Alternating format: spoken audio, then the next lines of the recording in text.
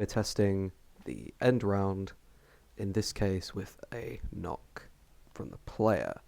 So I've played a few rounds.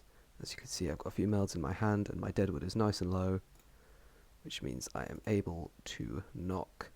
So if we just quickly go through the process here. So this is our hand before anything's done to it, as it's identified 10 of diamonds as the highest card that is free in my hand, and as you can see, it's now been dropped here. Now this is player 2's hand, and in this case there are not any deadwood cards that can be laid off on any of my melds, so it's simply been left, and we've got our 2 deadwood scores down here, -7, it's 13, it's calculated the difference here, and it's placed it in this window. I'm going to be testing round ending through the computer player knocking. So if I just go through my turn here, you can see I've got the deadwood count for the computer player printed out here, and that's going to update every turn.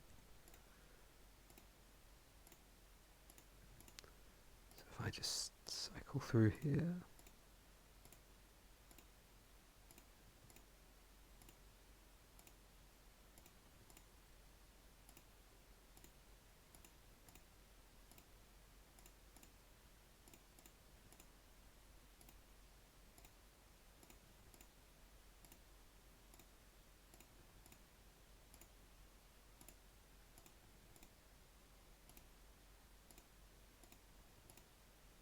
as you can see here, the deadwood count has finally dropped below 10, and the computer knock has been triggered.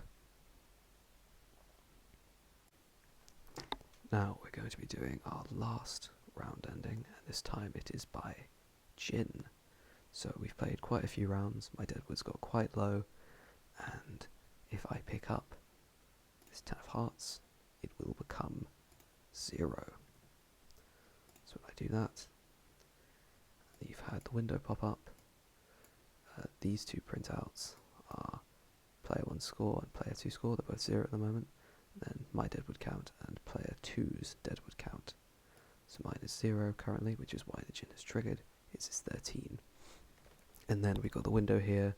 It's correctly identified me as the winner, and then it's done 20 plus the opponent deadwood count as its score.